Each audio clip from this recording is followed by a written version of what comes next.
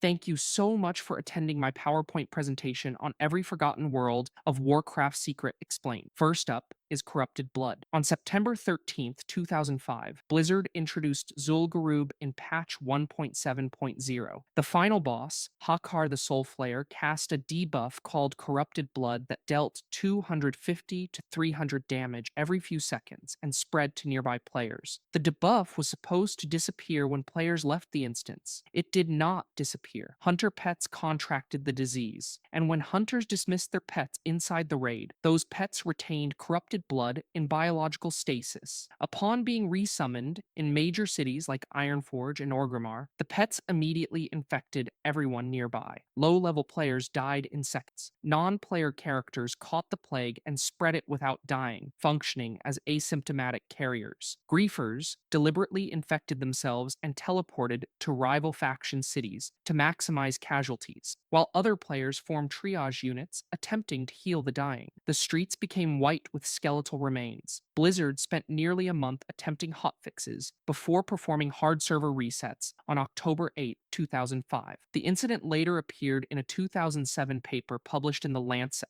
where epidemiologists analyzed player behavior as a model for real-world pandemic response. Researchers studying COVID-19 referenced the corrupted blood incident as an example of how people actually behave during disease outbreaks, which is to say, poorly. Next up is GM Island. GM Island was located far northwest of Kalimdor, beyond Teldrassil, surrounded by unmapped space that would teleport intruders back with a debuff called No Man's Land. The island contained a small mansion, a graveyard, a doghouse, a dock, and a prison chamber hidden beneath the surface. This chamber was a white-tiled room containing one chair officially named the chair in the game files. Before patch 1.3.0, game masters used this location to discipline players. Blizzard would teleport you to timeout, lecture you about your behavior, and leave you sitting there contemplating your life choices. Reaching the island required 40-plus minutes of speed hacking, wall climbing, or dying near the boundary and resurrecting on the other side, which players absolutely did, because telling you not to go somewhere ensures you'll spend your entire weekend getting there. The island was officially removed in patch 8.2.0,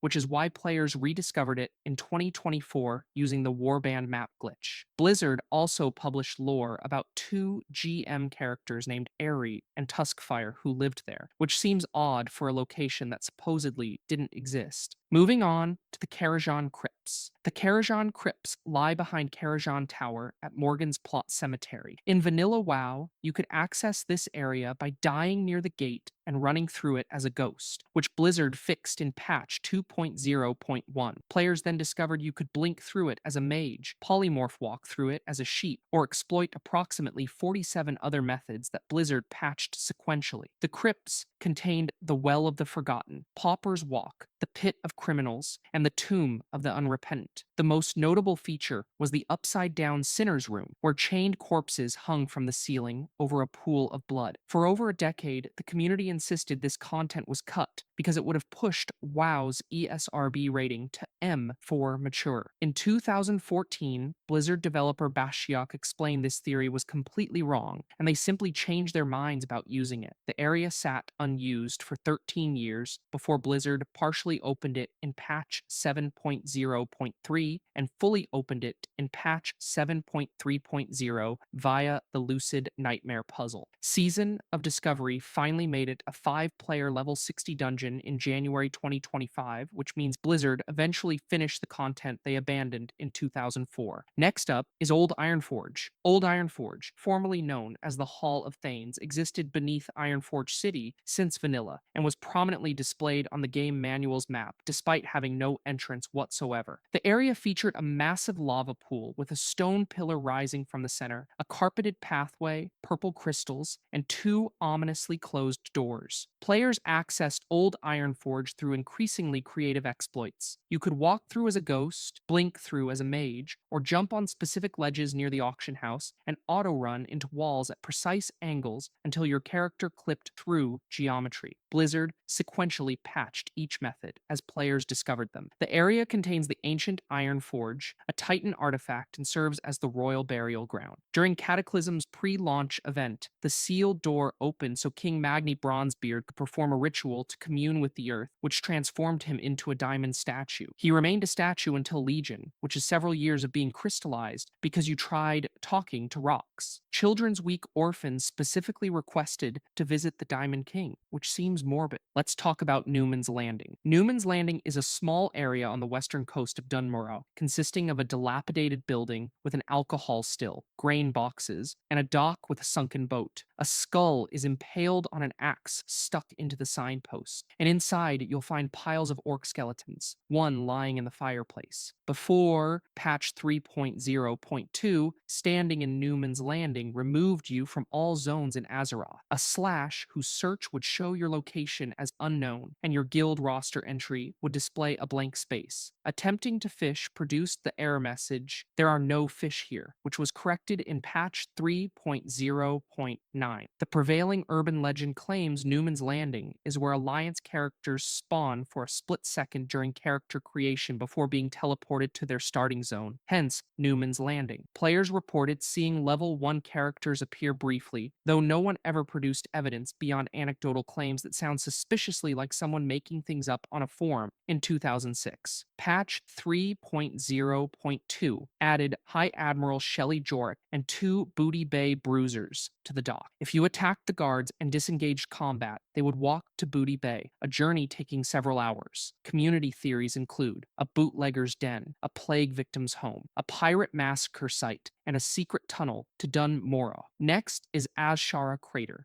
Azshara Crater was a planned battleground in southern Azshara, first mentioned in patch 1.3.0 notes in March 2005. It was intended to function like Alterac Valley, and Blizzard placed physical entrance caves in the game world. Alliance South, Horde, north of Forlorn Ridge. These caves led absolutely nowhere. At BlizzCon 2007, developers explained they were prioritizing Alterac Valley balancing over finishing Azshara Crater. At BlizzCon 2009, they revealed that in Cataclysm's lore, Bilgewater goblins had strip mined the Forlorn Ridge into oblivion, permanently destroying the location rather than finishing the content. At BlizzCon 2011, Azshara Crater was once again considered for Mists of Pandaria with Dota-style gameplay and was once again left out. The terrain files show an asymmetrical design unusual for battlegrounds, a night elf base north, an orc base west, and a Temple of the Moon south. The entrance caves were removed in Cataclysm, but map files were updated through patch 4.0 despite never being implemented. Let's move to the Secret Cow level. The Secret Cow level originated as a hoax in 1997's Diablo, where players claimed clicking on a cow would open a portal to a hidden level. Blizzard implemented an actual cow level in Diablo 2 called Moo Moo Farm, populated by bipedal hell bovines wielding polearms. World of Warcraft contains numerous references. There's a mace called Wurt's Third Leg, a chest piece named Cow King's Hide, and arguably the entire Tauren race functions as Blizzard's most elaborate cow level tribute. One loading screen tip reads there is no cow level, which was also the StarCraft cheat code. TechBot in Gnome Regan proclaims there is no cow level. Really? Well, maybe there is. Then in January 2017, for Diablo's 20th anniversary, they added an actual secret cow level to World of Warcraft. Players could kill a treasure goblin that spawned in the Broken Isles, which opened a portal to the Jorgen farmstead in a phased version of Duskwood. The area contained diabolic bovines, diabolic Tauren, and the Cow King, who dropped a 12-string guitar. The event ran from January 5th to January 9th, 2017. Blizzard spent 2 decades insisting there was no cow level, created a playable cow race, then finally added the cow level and removed it before the weekend ended. Next up is the Tauren Marine. On April Fool's Day 2008, Blizzard announced the Tauren Marine as a new StarCraft